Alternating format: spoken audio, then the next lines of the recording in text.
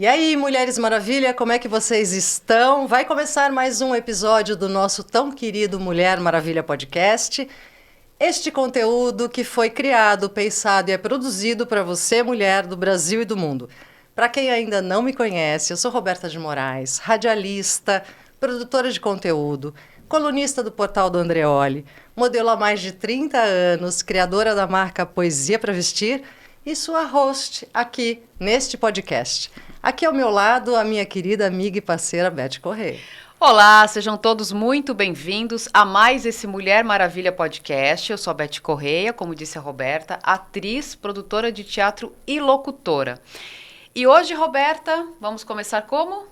Eu preciso, antes de mais nada, agradecer a parceria incrível de uma marca muito especial que a partir de hoje nos veste, nos acompanha aqui no Mulher Maravilha Podcast. Então, um beijo enorme. Vocês podem perceber que nós estamos ainda mais bem vestidas e charmosas, porque a Rubinella está conosco. Então, um beijo enorme a toda a equipe da Rubinella por nos abraçar e estar conosco neste projeto. Obrigada, viu, Rubinella? Um beijo grande para vocês, carinhoso. E para abrir os trabalhos aqui, hoje a gente tem conosco nessa bancada uma mulher maravilha. Ela é a Cássia Lima, formada em comunicação, pós-graduada em psicologia, fundadora e presidente da ONG Somos Mães e recentemente lançou um documentário muito comovente, que eu tenho certeza que você vai se apaixonar pelas histórias, intitulado Do Laço ao Abraço. A Cássia, muito obrigada por estar aqui conosco, viu? A Cássia, a gente agradece muito a tua presença, a tua generosidade, o teu carinho em estar aqui compartilhando a tua história hoje. Muito obrigada pelo convite, eu estou muito honrada de estar aqui com vocês. Dose dupla, ainda muito elegantérrimas. Você viu? E vamos conversar. A Cássia, para começar, vamos ir lá para o início. Você nasceu em Teresina, no Piauí, certo? Conta pra gente um pouco como é que foi a tua infância lá, se você tem irmãos, e em que momento você veio para São Paulo e por que motivo? Na verdade, a minha família é de Teresina, mas eu nasci numa cidade muito pequenininha chamada Floriano. Só que eu saí de lá com 1 mês de idade e fomos para Teresina morar lá. Pai, mãe, eu, meu irmão do meio e depois veio o meu irmão caçula.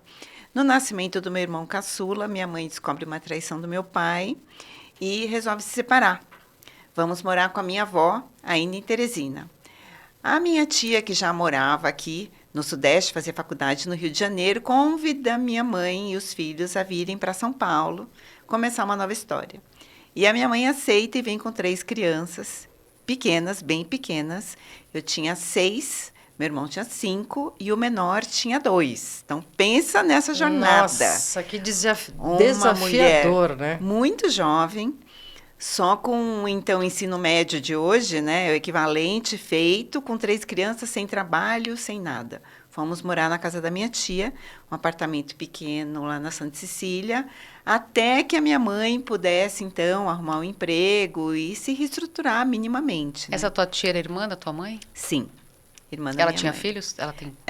Ela, na época, tinha um filho só, hoje ela tem outras meninas, mas ela tinha um filho pequeno também. Então, morávamos nós 3 irmãos, minha mãe, minha tia e mais um primo nosso pequeno também. Então, era uma galerinha.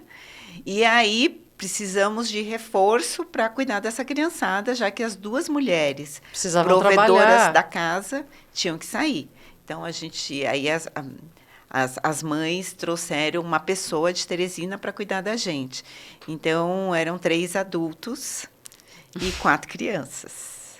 Uau! Que guerreira, mas sobretudo que corajosa e cheia de esperança, né, tua mãe? Atravessar o país. Atravessar o país com nada, né? Recomeçando com nenhuma garantia, literalmente. Né? Com nada.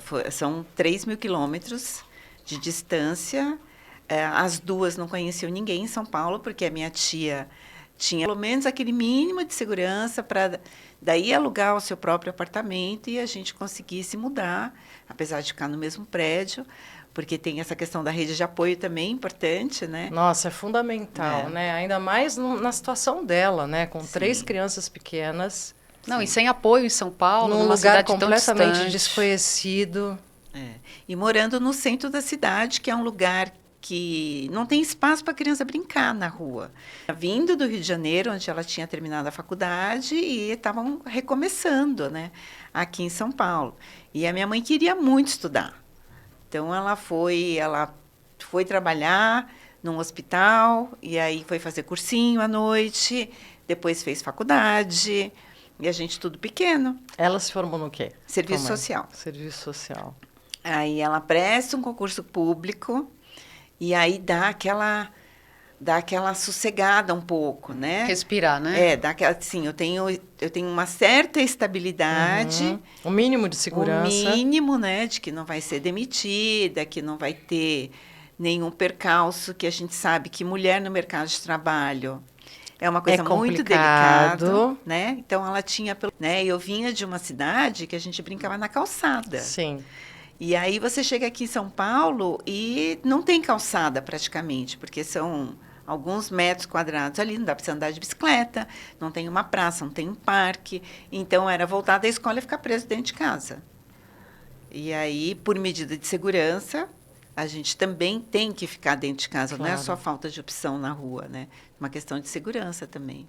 Não, e essa pessoa que cuidava de vocês também não devia ter tempo hábil para sair com vocês, Claro. se deslocar para um lugar mais distante, que tivesse esse lazer, etc. Parece né? que não, eram 4 crianças, né? Vocês 3, mais o teu Mais o primo, né? Para uma pessoa também é... É um filho que vai para cá, outro vai falar, poxa, cadê o outro, né? É isso. complicado administrar tudo isso. É uma dinâmica importante. E quando vocês mudaram para esse apartamento no mesmo prédio, que idade você tinha, mais ou menos? Eu devia ter mais ou menos uns 10 anos, né? Então, foram alguns anos ali morando com a minha tia. Eu tinha 10 anos, meus irmãos menores. O meu irmão caçula, ele voltou para morar em Teresina, né, com a minha sim. avó. Ele não se adaptava muito bem aqui em São Paulo. Então, teve algumas questões também aí, né, muito delicadas, e ele volta para lá. E quando ele retorna para São Paulo, ele está um pouquinho mais velho, digamos. Ele está com 12 anos, então, e eu estava com 16. Então, houve uma separação aí também nesse período. Momentânea, mas ele voltou. Sim, voltou. Voltou para São Paulo, retornou para cá. Voltou para São Paulo. Me conte uma coisa, você hoje olha para essa Cássia, adolescente, o que você vê? O que você pode nos trazer dessa Cássia? Olha, isso é um tema de terapia, né? Opa! Traga para nós, por favor, traga para compartilhe. gente. Isso é um tema de terapia, porque assim, a minha adolescência, eu tenho, para mim, foi a pior fase da minha vida. É mesmo? É muito difícil, né? Porque assim, uma menina que só tem a mãe, e essa mãe está fora de casa 12 horas por dia para manter o sustento da casa, e uma menina na adolescência que está passando por todos aqueles processos e ninguém para conversar, né? Eu já tenho uma natureza mais introspectiva, então isso não quer dizer que não seja uma pessoa que converse, que tenha amigos, não. Mas eu tenho uma natureza que eu gosto de pensar muito, eu não sou de ficar me abrindo com todo mundo. Então, vivia no meu mundinho.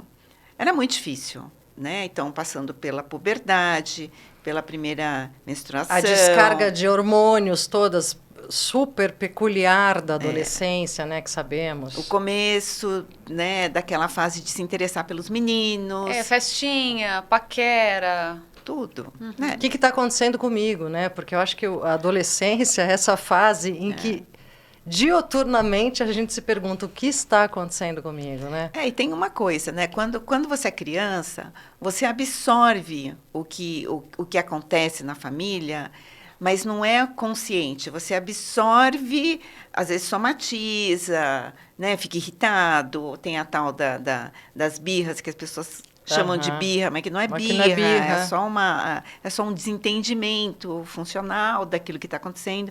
Mas quando você é adolescente, você já sabe a sua estrutura familiar, como tá, como é, por que é. E aí você entra em conflito com todas aquelas idealizações que você vê na sua escola, porque ninguém sai falando também, minha família é assim, a minha família é assado, porque nenhuma família é perfeita. Mas na escola você olha para a amiguinha e fala, a família da amiguinha é perfeita, né? É a família Doriana.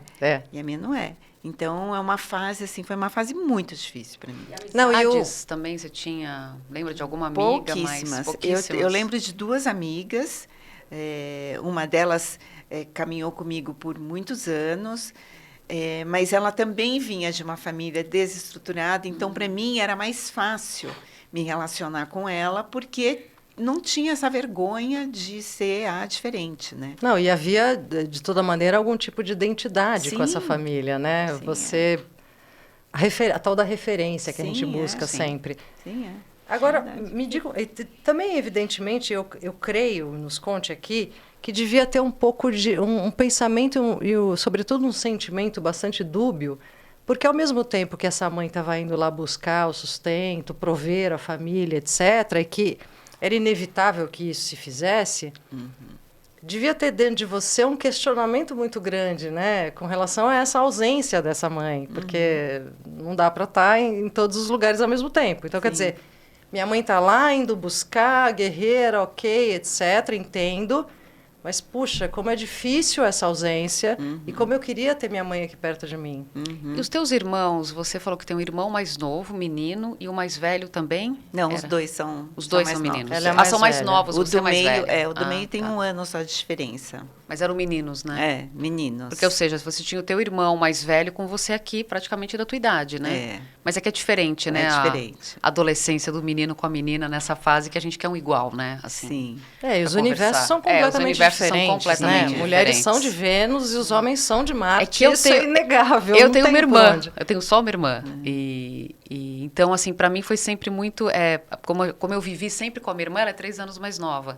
Então, esse universo sempre foi muito claro, porque realmente é muito gostoso quando você tem um irmão do mesmo sexo ali, do mesmo universo. A gente partilhou e compartilhou muita história na adolescência. A gente foi eu muito acho que isso é uma bênção. forte, é uma bênção. É bem raro. É uma bênção. E, verdade. a Cássia, conta pra gente um pouco...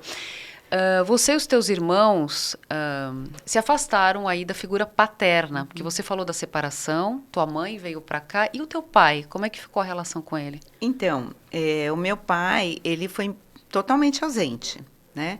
Eles se separaram, meu pai ainda tentou manter algum contato conosco aqui em São Paulo, mas são 3.000 quilômetros de distância. Meu pai é alcoólatra, e eu penso que se ele já vivesse em São Paulo, já seria difícil. Imagina 3.000 quilômetros de distância. Então, ele esteve aqui em São Paulo por 2 ocasiões, mas aí por todo esse contexto e a questão do vício, né, consome a pessoa perde a força para o vício, seja ele qual for. E consome o entorno, né? Exato. A gente acaba se desgastando profundamente, Sim. né, no dia a dia com essa... Sim, essa doença. E o meu pai, ele se envergonhou muito, né, do que aconteceu, da traição que gerou uma filha, que é a minha irmã, que eu convivo com ela. Ela mora em São Paulo. Ela mora em São Paulo? Mora. Então, assim, nunca foi uma questão ela, né? Tanto é que a minha mãe também nunca teve uma questão com a mãe dela. Mas havia uma questão familiar que foi rompida muito forte, né? E o meu pai se envergonhou muito, porque a minha mãe era muito querida pela família dele. E aí, assim, ele foi taxado como aquele que estragou tudo, né? Então, ele se afastou da família dele também. Mas o alcoolismo já acontecia antes da separação?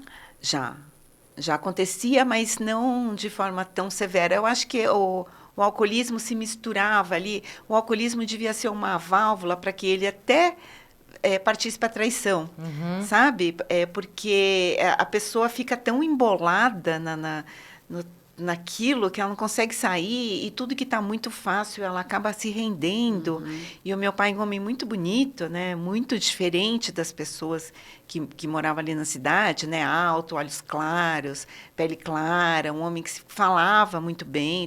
Todo mundo fala muito bem do meu pai, apesar né, do que aconteceu, que depois eu estive lá na minha cidade, fui falar com as pessoas e todo mundo fala muito bem dele, né? Inteligentíssimo, um homem culto, um homem que gostava de coisas boas, amável, não se julgava superior a ninguém, tratava bem as crianças, né? Tem histórias assim, de que ele pegava ali os sobrinhos para brincar e era o único adulto que parava para brincar com as crianças, né? Porque nenhum adulto, nem hoje, né? Nem quando a gente não era gente, as pessoas não paravam muito para brincar, né? E o meu pai era essa pessoa.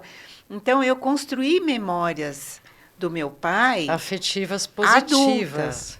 Adulta e recentemente, porque eu fui buscar, porque tinha uma lacuna ali, né? Quem é essa pessoa? Sim. Né? Então, pouquíssimas pessoas falavam do meu pai do lado da minha mãe, porque tinha um pouco essa cautela, né? Que minha mãe nunca falou mal do meu pai, mas a gente sabia o que tinha acontecido, a gente ficou sabendo o que tinha acontecido. Então, essa era uma cicatriz ali que ninguém queria pôr muito a mão. Então, eu tive que ir atrás da família do meu pai, fisicamente falando, para poder conhecer um pouco a história dele. Teus irmãos fizeram esse movimento também? Os meus irmãos, quando, assim, sei lá, uns 20, 30 anos atrás, queriam descobrir o paradeiro de porque ele sumiu, né? Queriam descobrir o paradeiro, mas ficou difícil e interromperam. Queriam saber onde ele estava. Eu já parti do princípio que ninguém sabia onde ele estava, então eu tinha que conversar com quem estava disponível. Então, e os meus irmãos ficaram mais sossegados em relação a essa busca. Ele rompeu mesmo. Vocês perderam o contato, não sabiam nem onde ele estava. Toda a família perdeu contato com ele. Ele perdeu contato com a família, na verdade, né? Porque ele saiu da cidade e nunca mais voltou e nunca mais ninguém soube dele, até hoje. Então, até hoje? Né? Até hoje. Vocês não sabem dele? Não. Eu tenho para mim que o meu pai já morreu e ele deve ter... tá? Porque não tem nenhum registro dele. Não tem nem registro de morte, nem registro de nada. Então, assim, eu tenho para mim que ele morreu numa situação vulnerável e que nem foi dado por morto. Ele não casou novamente? Essa mulher não com tem, quem não. ele teve essa filha? E essa filha também não sabe dele? Essa tua meia-irmã? Não. Ninguém sabe dele. Ninguém sabe dele. Realmente... Recentemente, eu entrei num site e cadastrei o meu pai como desaparecido, porque nem isso nunca ninguém tinha feito antes também. Nossa, que loucura, então, que história, hein? É uma história que, assim, eu acho que eu não... Nesta vida aqui, eu não encontro mais meu pai. Né? É o que você falou, não ficou nenhum tipo de registro dele, né? Ninguém sabe para quê. Quando você foi em busca dele, lá em Teresina, imagino, e foi falar com os familiares, amigos, ninguém mais sabia dele quando você teve essa atitude de lá? Eu fui para Amarante, que é a cidade onde ele nasceu, que é onde tinha uma pessoa, mas né, a gente tem família em Teresina, no Maranhão, Rio de Janeiro, São Paulo, a gente tem. E a gente tem pessoas em cargos muito altos e que talvez essas pessoas pudessem ter condições de descobrir, né? Então a gente tem meu pai tem parentes, obviamente são meus parentes, que são desembargadores, pessoas que poderiam descobrir. Sim. Mas não sei por qual motivo também isso nunca foi uma busca, ou se foi uma busca nunca ninguém me falou o que aconteceu a partir das pesquisas ou das investigações, não sei. E você falou que você o colocou num site como desaparecido. Sim. Nem através desse site vocês não tiveram nenhuma notícia? Por enquanto, não. Pode ser que haja. Isso é uma coisa mais recente? É, recente. Tá. Eu fiz essa busca por ele em janeiro. Né? E aí, então, é muito recente. É de lá para cá. Então... mas conviver com essa incerteza é algo realmente... É uma lacuna, né? Você não sabe o que aconteceu com a você pessoa, não poder acessar, isso. não é? É o que você falou, se ele faleceu, vamos saber, né? E você consegue conviver com essa dor, desenvolver, né, em você, resolver essa elaborar questão com você, essa questão, elaborar essa dor com você, mas você sabe o que aconteceu. Sim. Agora, ficar com essa incerteza realmente é algo muito forte, complicado. Né?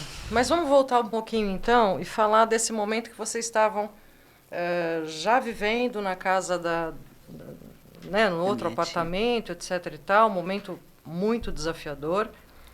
E aí, como é que se deu o teu término de estudo, etc? Como é que você deu um passo a mais para entender que você queria fazer comunicação? Como é que foi isso?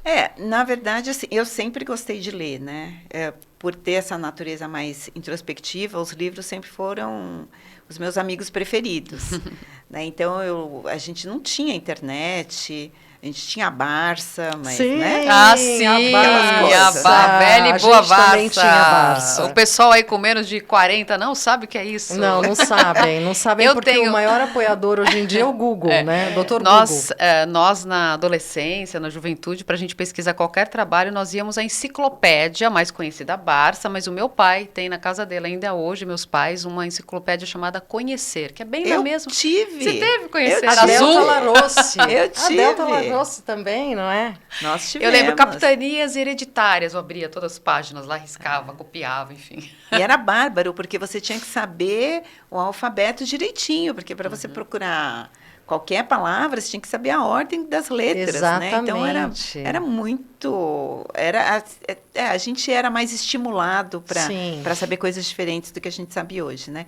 Então eu estudava de manhã e ia para a biblioteca à tarde, Biblioteca Monteiro Lobato, e passava tardes lá. Então, eu assistia peça de teatro, eu assistia palestras, eu lia livros, eu xerocava o que dava para xerocar e lia em casa. Então, eu era muito estudiosa, gostava muito de estudar. É interessante porque, desde pequena, assim, já com 12 anos, eu falava que não queria ter filhos. Mas, um dos grandes livros que eu li, 2 grandes livros que eu li, nessa fase, assim, de 15, 16 anos, um é um que a minha mãe tinha em casa, chamada A Arte de Educar os Filhos, Olha, que é de um pastor de uma igreja messiânica, e é belíssimo o livro, belíssimo. Tudo que se fala hoje de educação positiva, ele já falava nesse livro. que interessante. Muito. A arte de educar os filhos de quem? Eu não vou lembrar o nome dele, mas ele era um pastor da igreja messiânica. Tá. E ele lançou esse livro, eu lembro dele, é uma capa laranja, escrito bem grande, A Arte de Educar os Livros. E você foi ler ele com 15, 16 eu anos? li esse livro mais de uma vez. Porque eu lia, relia, assim, um livro que eu adorava, me emocionava aquele livro. Muito interessante isso. E um outro livro que eu lia muito era um livro sobre crianças. Eu li, entre outros, Helena Blavatsky e outros autores que falavam que a criança, quando nasce, não é uma tábua rasa, e aí discorre-se várias teorias em cima disso. Então, é muito interessante, porque apesar de eu falar que não queria ter filhos desde muito cedo, esse era um tema que me atraía bastante. Até talvez para entender a minha própria dinâmica familiar. Lógico, exatamente. Você- Para entender as ações, os comportamentos do teu próprio núcleo primeiro, né? E eu queria fazer psicologia, na verdade, né? Ah. Mas aí a minha mãe achava que eu não ia ficar rica se eu fizesse psicologia. Aí você enveredou Vai morrer pra... de fome, filha, não é isso? E Você aí- enveredou para comunicação. Aí, E exatamente em que área da comunicação? jornalismo, mas trabalhei um tempo na Folha de São Paulo e percebi que aquela rotina não era para mim. Fiz estágio numa grande indústria alimentícia em assessoria de imprensa, também não gostei. E aí, nessa época, eu casei com meu primeiro marido, e era um homem que tinha muito dinheiro, né, uma questão financeira muito bem estabelecida, e eu fui morar em Boston por 1 ano. Eu estudei lá. Ah, eu adoro Boston, conheço, fiquei um tempo lá, fiz um filme lá, gente, Olha que chamado A demais. Fronteira, E passei 6 meses em Boston, adorei a cidade. Uma cidade cidade muito linda. gostosa, Uma linda. cidade linda. Mas você abriu também uma empresa. Conta pra Então, gente um quando pouco esse eu empreendedorismo. Quando eu voltei, eu sabia que eu não queria trabalhar em jornal, nem assessoria de imprensa, eu sabia um monte de coisa que eu não queria. E eu falava, bom, mas eu sei escrever, eu gosto de escrever, enfim. E abri uma empresa para que eu pudesse escrever como freelancer. Só que o volume foi crescendo E aí eu chamei alguém para trabalhar comigo, fui convidando pessoas para trabalhar e virou uma empresa mesmo. E aí, quando no auge, estava com 10 funcionárias, um escritório na Avenida Paulista. Quando aí já estava com meu segundo marido. E o enfoque de vocês nessa empresa era mais editorial mesmo? Editorial. Eu trabalhava muito com... Então, tem uma coisa interessante, né? Eu sempre tive um pezinho no futuro. Então, eu sou ascendente aquário. Então, eu estou sempre olhando. Visionária. Gosto de novidade, gosto de tecnologia. Então, eu tinha feito uma viagem para Miami e eu estava passeando lá pelas lojas e todas as lojas tinha placa, tinha aviso de Facebook e Twitter. E a gente aqui no Brasil estava usando Mali e Orkut. E aí eu falei, gente, isso aqui é muito legal para trabalhar com empresa, para a empresa se divulgar. E eu volto para o Brasil tendo essa certeza de que eu vou trabalhar com mídias sociais nas empresas. Eu começo a conversar com as pessoas e as pessoas falam, mas isso nunca vai dar certo. Quem que olha vai? Só.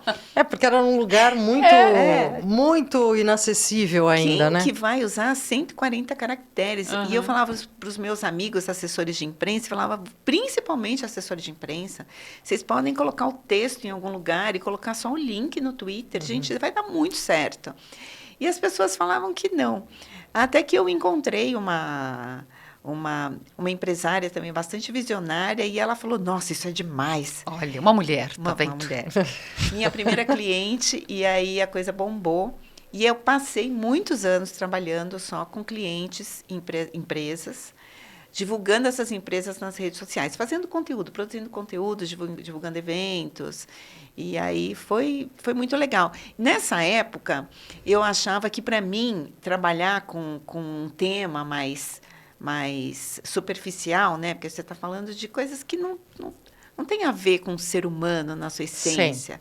Eu achava que aquilo me ajudava muito, porque eu não mergulhava nas questões mais profundas da minha vida também. Sim, com certeza. Então, foi depois de Boston, você ficou um ano com esse primeiro marido, foi quando você retornou ao Brasil que você abriu essa empresa. Mas aí você já não estava mais com o primeiro marido.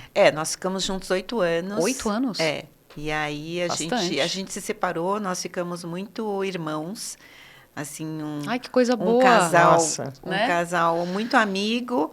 Mas, parabéns. Obrigada, mas que no auge da sua vida de mulher, assim, faltava alguma coisa, né? Faltava alguma coisa e a gente se separou muito bem. E eu fiquei sozinha um tempo, namorei. E até que eu encontrei o meu segundo marido e a gente decide casar. E de cara eu já falo para ele que eu não queria ter filhos. E ele falou, você não queria, isso era uma vontade nesse segundo casamento? Segundo casamento eu estava com quase 40. E no primeiro você já tinha dito para ele que você não queria ter filhos? E vocês estavam de comum acordo com isso? Tá. E aí nesse segundo você estava com 40 e disse também não quero ter filhos? Não quero ter filhos. Você manteve essa convicção? Em que momento você, Roberta? Porque, assim, né, se você pensar, não é muito fácil engravidar já depois dos 35. Sim. Né? E conforme vai chegando ali, 40 tal, vai ficando mais difícil. E a cobrança da sociedade, que ainda é esmagadora, né? Que todo mundo te aponta o dedo e fala, escuta, o relógio cronológico está passando, o tempo cronológico está passando, e aí?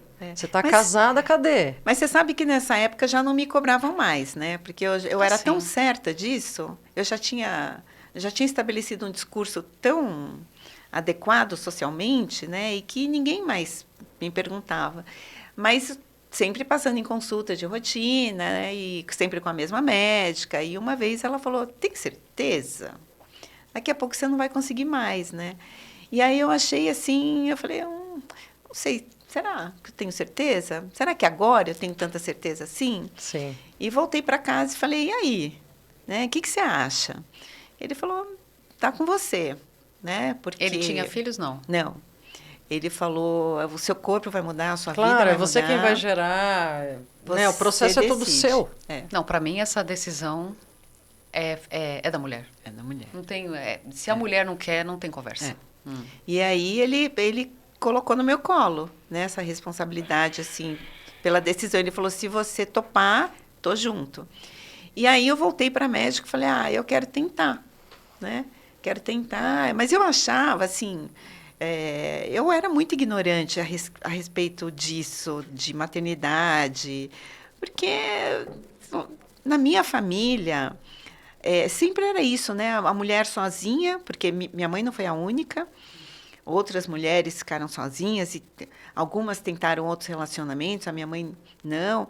Mas, assim, era a mulher que tocava a vida e vida que segue. O filho fica em casa e vai, né? Vai que dá certo, se vira. Então, eu falei, eu vou ter filho e vai ser vida que segue. Né? Resolvi fazer uma FIV, porque eu não queria esperar um ano, que foi a orientação dela. Fizemos a FIV, engravidei. A minha gravidez foi tranquilíssima.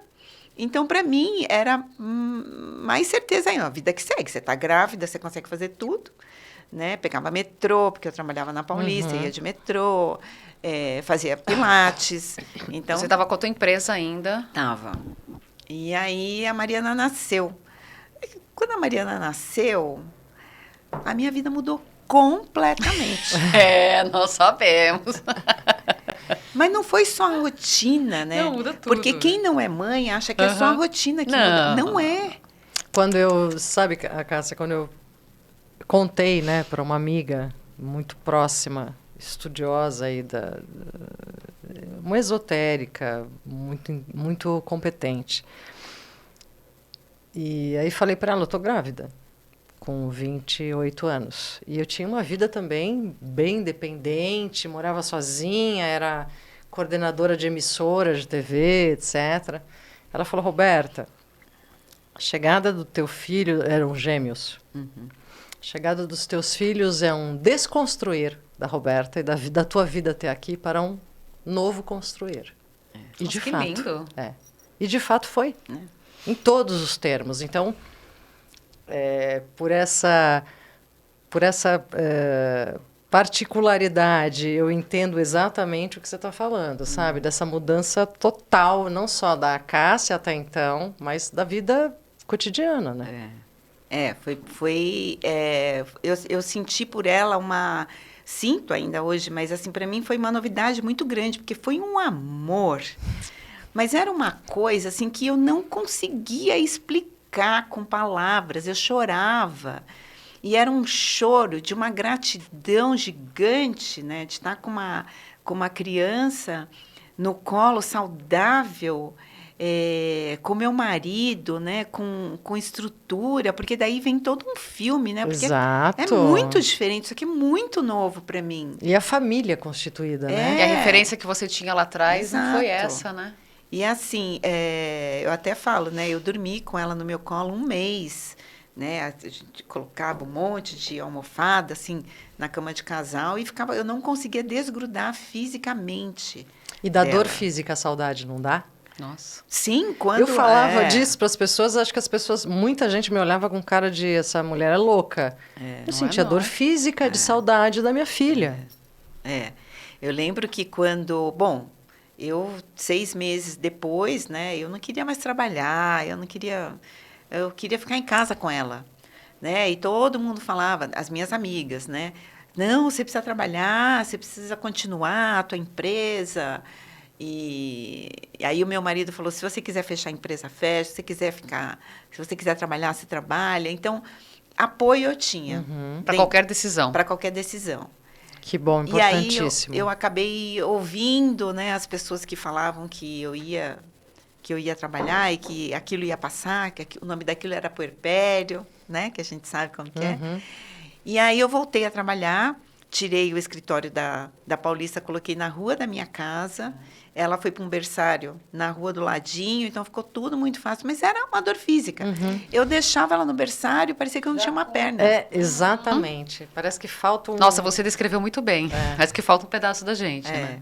Um vazio, né? Um vazio. E hoje eu falo, né, para as mulheres que desejam, porque tem mulheres que encontram na volta ao trabalho um retorno para sua própria identidade. Tá tudo bem. Exatamente. Perfeito. Exatamente. Mas para aquelas que estavam como eu que queria ficar em casa, fique mais um pouco. Quem pode, porque infelizmente não é a realidade brasileira. Grande maioria né? não pode. Não, Tem tempo não nem de pode. pensar, né? Não, na época tinha Tinha uma vizinha que ela tinha tido bebê, com 15 dias ela voltou a trabalhar.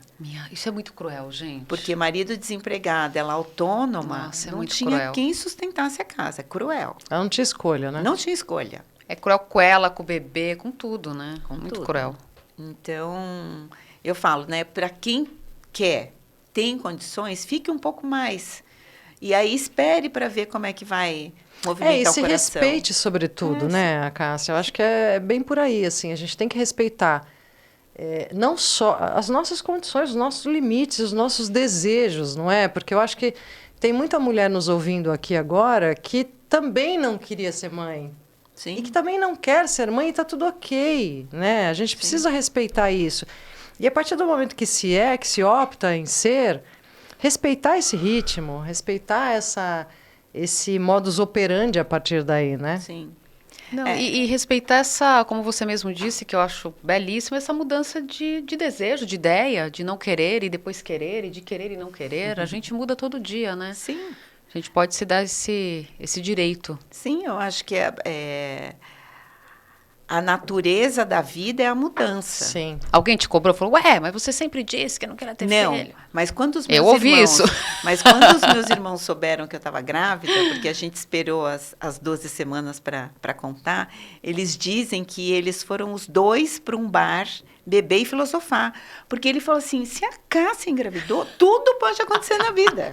Sensacional, sensacional. bom. Porque era uma certeza tão Grande, tão grande, forte. Certeza absoluta, que né? quando aquilo mudou, Não eles falam, existe, tudo né? pode acontecer na vida. Que maravilha. E aí eles falam que eles foram para um bar beber e filosofar, porque era isso, né? Então, é legal também você ser essa pessoa que fala, não dá para você estagnar, Exato. né? Eu sempre fui do partido tal, mas agora eu analisei, conheci, Mudei né? de Mudei ideia. de ideia. Estudei Exatamente. melhor, Mudei mudei. de religião. Exatamente. Eu amadureci, minha vida mudou e agora eu mudei de ideia. Você pode mudar de muita coisa, né? Religião é uma coisa são paradigmas que são colocados para nós, né? Que Goela abaixo. Goela abaixo, acho que isso é meio feudal, eu Exatamente. acho, né? Você nasceu ali, você tem que ficar ali. É. Então, eu acho que foi muito inspirador, assim, eu ter engravidado para muitas pessoas. Tanto é que na minha família, pessoas que estavam enrolando para engravidar, mais novas do que eu, primas mais novas do que eu, começaram a ter filho. Então, Você abriu as portas da consciência para um povo todo que estava chegando. 3 né? bebês nasceram depois. Olha só. Então, assim, tipo, nossa, acho que dá, hein? Então, é legal, eu achei. E aí você bonito. mudou o escritório, ficou perto do berçário. Berçário. E em que momento veio a pós em psicologia? Você finalmente pandemia. foi fazer o teu grande desejo, né? Realizar o teu grande desejo lá atrás, que era ter cursado psicologia. Na pandemia, que todo mundo ficou em casa, explodiram os cursos online. Sim. E para mim sempre foi uma questão, né? Deslocamento, assim, eu acho, e quem tem filho eu acho bastante complicado, né? E quando explodiu isso, eu falei, eu vou aproveitar. E uma escola que eu já gostava, que foi muito bem indicada também por uma pessoa psicóloga e tal, eu abriu a turma e eu falei, vou fazer. E eu fiz o curso inteiro online. E foi maravilhoso, né? Porque é uma abordagem que eu acredito muito, que é uma abordagem centrada na pessoa, ou seja, comportamental? Não, ela se chama ACP, né, que é de Carl Rogers, que é abordagem centrada na pessoa mesmo. Então, ela não tem um rolo que passa e fala todo mundo que fizer isso é assim, se você mudar e fizer isso, você será assim. Não é uma receita de bolo. Não, Ai, que perfeito ele isso. respeita a individualidade, desejos, histórias, emoções. Individuais. É muito individual. E é uma abordagem de pouquíssimo ou nenhuma interferência de quem está ali escutando. É uma escutativa, na verdade. Mas eu nunca tive vontade de trabalhar como terapeuta. Tá. Esses cursos todos que eu fiz depois me serviram e me servem como base para o meu trabalho atual hoje. Sim. Que é lidar com pessoas, principalmente mães, que estão em situações muito sensíveis. Então, todos esses cursos me deram esse chão para eu poder caminhar com essas pessoas. Né? Vamos falar dessa transição? Então, você fechou a empresa de comunicação. E aí, como é que surgiu a ONG Somos Mães? Conta pra gente essa passagem. A Mariana nasceu em 2014. A idade do meu filho. Ele nasceu em 2014, julho de 2014. Ela nasceu em agosto. Então eles estão ali, 10 anos, né? 10 anos. Ela nasceu em 2014, eu quis fechar, mas não fechei. E eu fui levando, essa é a palavra, eu fui levando a empresa até 2018. Mas a maneira que eu encontrei para poder ir levando melhor foi já ter começado a trabalhar com as questões da maternidade. Porque o mergulho que eu fiz, eu falei, não é possível que seja só eu. Tem alguma coisa aqui. Sim. E aí eu abri um grupo no Facebook, e aí a mulherada entrou, 1.500 mulheres, de repente, falando. Eu falei, já chamava Somos Mães? Chamava Somos Mães de Primeira Viagem. Tá. Até hoje o grupo se chama, mas ninguém mais usa Facebook, né? Então, é quase um novo Orkut já o Facebook. Desculpa, você abriu em que momento esse... Eu abri esse grupo em 2014. Assim que você tinha fechado. Quando ela nasceu, 2 meses depois, eu abri o grupo. Entendi. E falei, aqui tem alguma coisa, aqui tem um barulho. Como a empresa era de comunicação, eu falei, vamos trabalhar esse produto, né? E começamos a trabalhar com a Somos Mães. Só que aí, em 2017, a empresa já estava péssima, eu já não tinha interesse nenhum, eu não gostava daquelas reuniões, daqueles assuntos. Eu falei, vou fechar. Estava mal das pernas, eu falei, vou fechar. Não tinha mais a ver com a tua essência, Nada, né, Cássia? Nada. Aí fechei, a Somos Mães rodava em paralelo, e aí em 2018 a Somos Mães assume a posição de protagonista, né, do meu trabalho. A ONG se constitui também nessa fase, porque eu já tinha uma empresa privada com esse nome, Somos Mães. A ONG se constitui em 2018 e eu começo a trabalhar as 2 empresas paralelamente, né? É claro que a ONG ela me ocupa muito mais, porque não só por conta dos projetos, mas porque eu exerço muito trabalho voluntário. Quais são os teus projetos lá? Eu acho que é bem interessante a gente contar isso. Nós temos o projeto que foi lançado agora, que é do Laço Abraço. Tem um documentário, uma exposição virtual de autorretrato materno e um livro. E do Laço Abraço assim, meu xodó, né? Não, gente, olha, eu tive o privilégio de assistir do Laço Abraço e eu confesso que eu me arrependi, a estreia. Confesso que eu me arrependi mortalmente de ter só um pouquinho de papel dentro da bolsa. Porque eu chorei do começo ao fim. É um documentário. É um documentário que fala justamente da gestação até a chegada do bebê e da criança em casa. Do laço ao abraço. Maravilhoso. Então... E você participou do roteiro? Nós temos a Letícia Fagundes, que é roteirista e produtora. Grande Lê. E ela fez um trabalho lindíssimo de costurar, assim, mais de 30 horas, né, de gravação, pincelar, pegar e tal. E o Luan Moreno, que foi o diretor, que a gente até fala, né? Nossa, um menino ele tinha 28 anos quando a gente começou a trabalhar, agora ele tem 30. Ele tinha 28 anos, solteiro, sem filhos. Eu falei, será que vai dar? E eu sentia que tinha uma liga boa ali, né? Não, porque vocês começaram a ideia do projeto do Laço Abraço, que é o DOC, começou antes da pandemia. Foi. E aí, por conta da pandemia, teve que parar, né? Nós ficamos 2 anos parados. E assim, isso ajudou a amadurecer a ideia, porque a ideia original era saber como é que a sociedade podia mudar para acolher melhor a família, que é um tema importante, né? Sim. Mas a pandemia, ela veio mostrar o quanto aquelas relações não estavam legais. Não estavam mais saudáveis. Não, dentro de casa todo mundo começou a pipocar, né? Os desafios que ficam mascarados às vezes, porque você está ausente no trabalho, Exato. A criança está na escola. As pessoas não conviviam, né? Muitas famílias não conviviam e passaram forçosamente com a pandemia a conviver. Forçosamente. Então. E muita gente conviver que não 24 horas por dia. Não, e muita gente que não se conhecia. Isso é horroroso, mas é um fato. É verdade. Muito pai que não conhecia o filho, muito filho que não conhecia o pai e a mãe, e de repente... E muitos casais que se separaram, não é?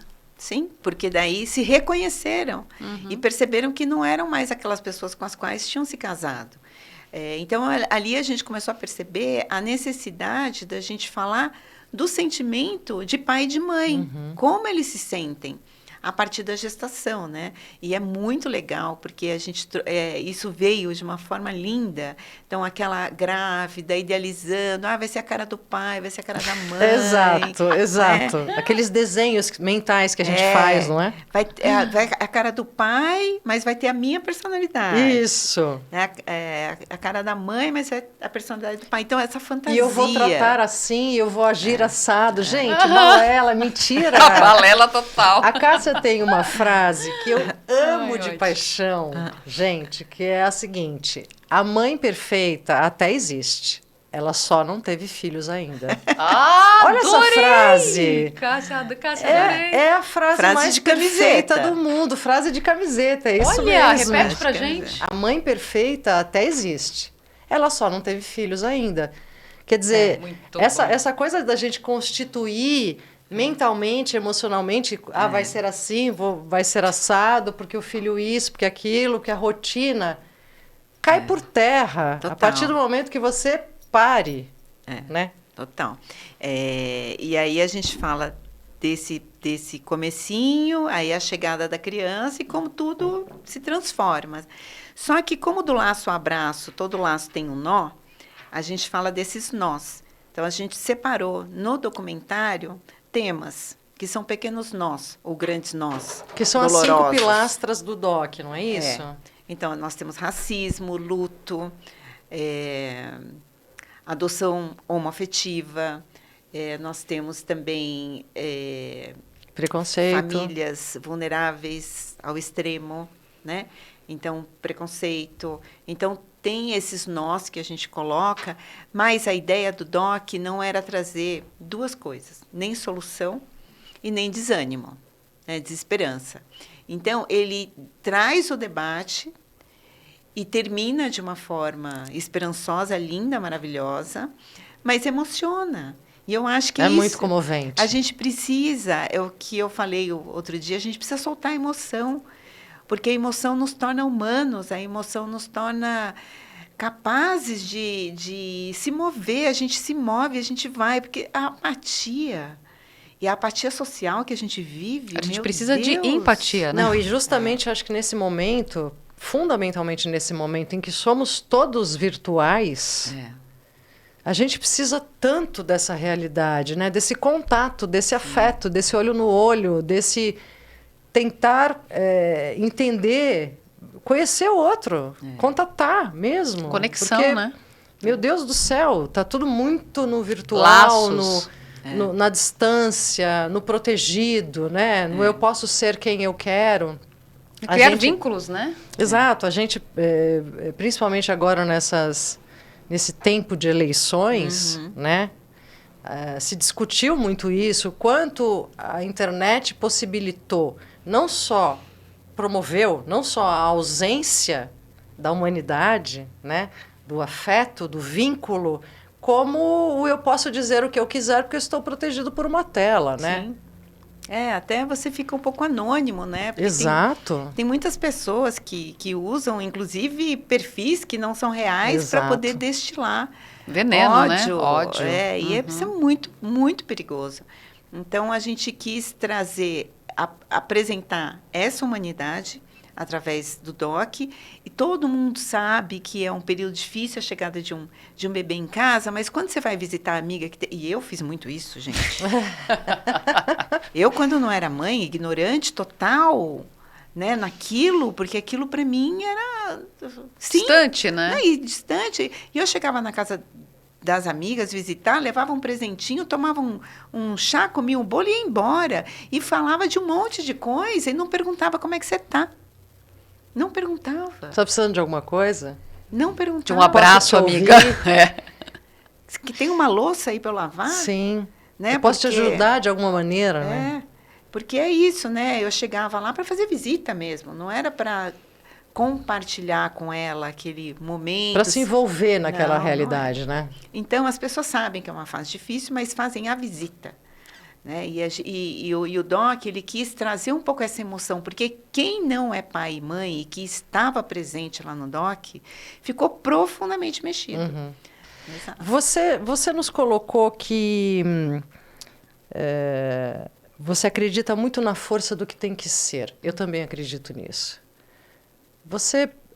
Como é que você se vê? Você é espiritualista? Total. Não tem como. Não tem como a gente viver feliz prensado na matéria. Uhum. Não tem. Eu também sou dessa opinião. Porque a matéria, ela é perecível e finita, é. E finita. Total. Não tem.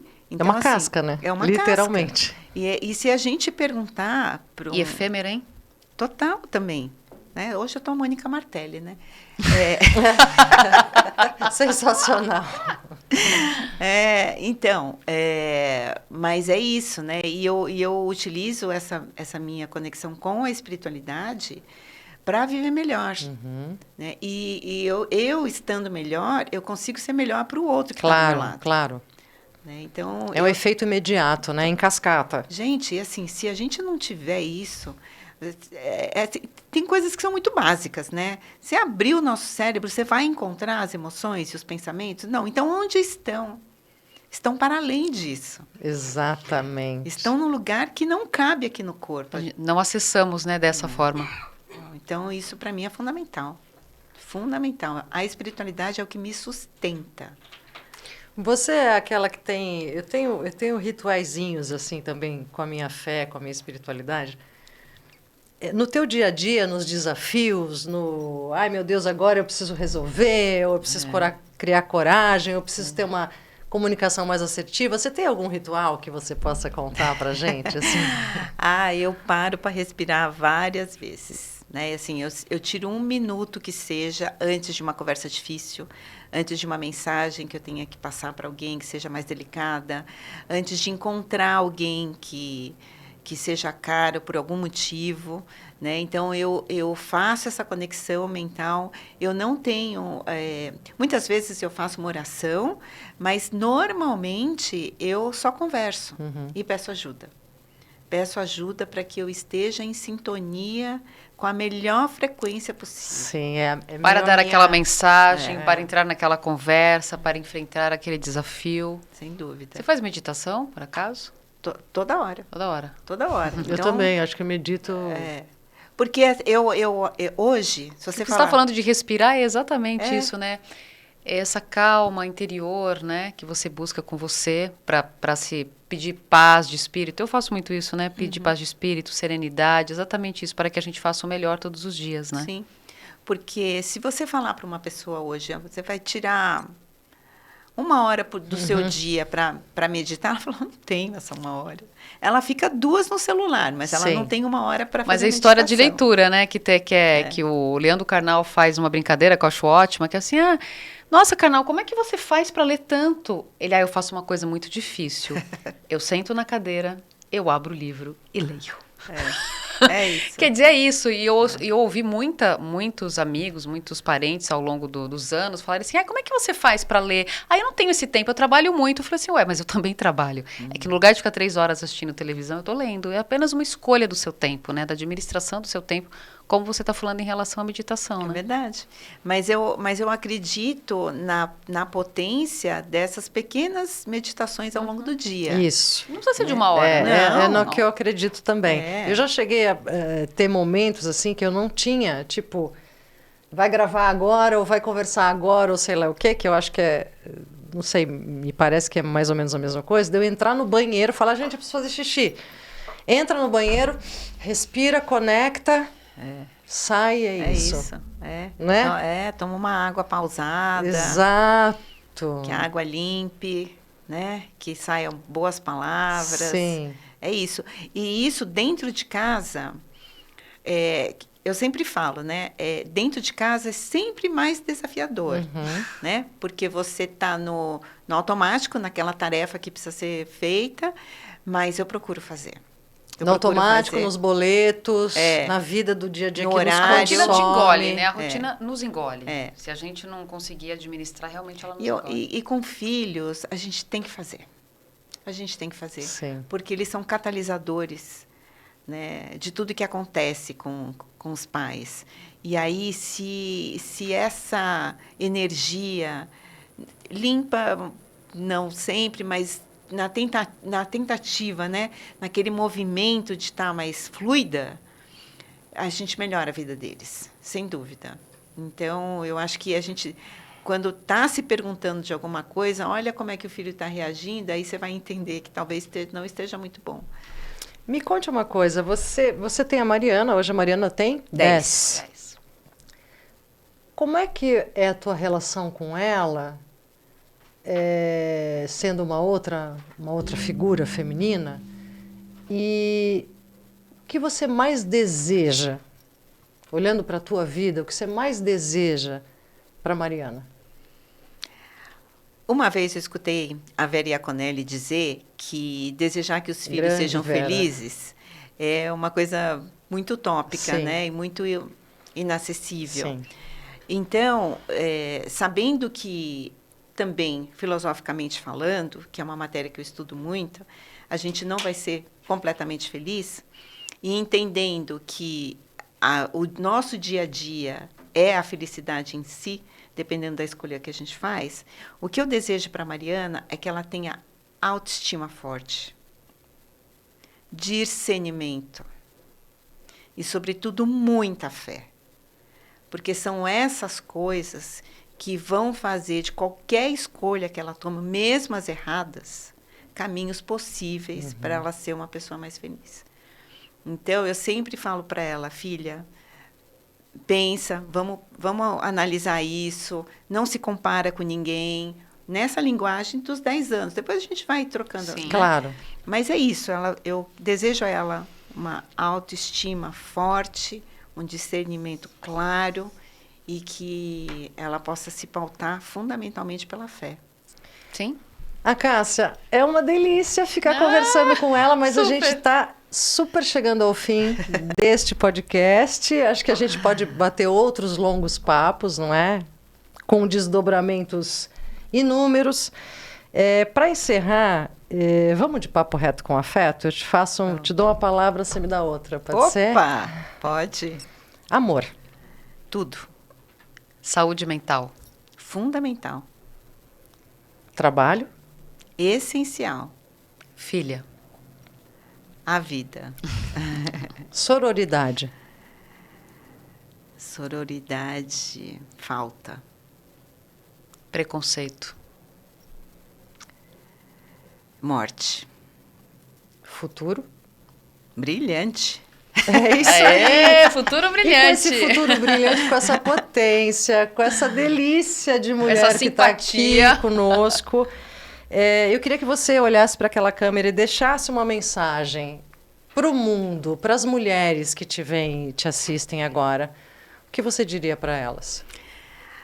Eu diria o que eu me digo também, né? Porque eu preciso reforçar muito essa mensagem dentro de mim. Fortaleçam quem vocês são, sabendo quem vocês são. Então, uma busca que eu tenho incessante é do autoconhecimento. Então, invistam em autoconhecimento, que pode vir de qualquer maneira. Pode ser por uma terapia, como é o meu caso, pode ser pelo movimento do corpo, mas reconheçam quem vocês são, independentemente do que as pessoas desejam que vocês sejam. Eu acho que quando a gente encontra esse lugar, a gente flui melhor na vida e flui melhor com as pessoas, fica mais feliz. A Cássia, Maravilhosa. aproveita que você está em contato com quem está nos assistindo e passa também, relembra para a gente o nome da tua ONG, como é que as pessoas fazem para achar você, achar a ONG, e também como é que a gente faz para acessar o doc do Lado ao Abraço. Do laço ao Do laço, desculpa, do Laço ao Abraço. Bom, a maneira mais fácil é o Instagram, @somosmãesevocê. Nós temos o projeto do Laço ao Abraço, que é projeto do Laço ao Abraço, e temos o segundo projeto, que vai falar sobre adolescência. Vocês encontram os links lá por ali. E o DOC, ele está sendo exibido, por enquanto, em pequenas sessões. porque esse DOC está sendo inscrito em festivais, ele precisa estar guardadinho. Então, a gente está fazendo pequenas sessões, a próxima sessão vai ser dia 10 de novembro, no link da Somos Mães e do Laço Abraço, vocês encontram como assistir. É só seguir lá e verificar a agenda para chorar um pouquinho de emoção. É isso aí, então acessem tudo, conheçam o trabalho da Cássia Lima através da ONG e do DOC. Eu vou ter o privilégio de participar deste DOC, então notícias virão, não é? É uma alegria para mim também, e conviver com esse universo brilhante. A gente vai terminando o nosso podcast por aqui. Eu peço a vocês, mais uma vez, que vocês compartilhem o nosso conteúdo para que este conteúdo tão rico, tão importante, de tanto ensinamento, de tanto compartilhamento, chegue a um número cada vez maior de mulheres no Brasil e do mundo. Lembrando que vocês podem escrever para a gente, a sua história pode vir à pauta aqui do nosso podcast. Escreve para o mulhermaravilhapodcast@gmail.com. E lembrando que esse canal é de vocês, não é, Roberta? E nós seremos a sua voz. É isso aí. Um beijo enorme para vocês. A Cássia, muito obrigada mais uma vez por estar aqui conosco. Muito grata, Cássia. Fiquem bem, fiquem com Deus. E até a semana que vem. Até, um beijo, gente.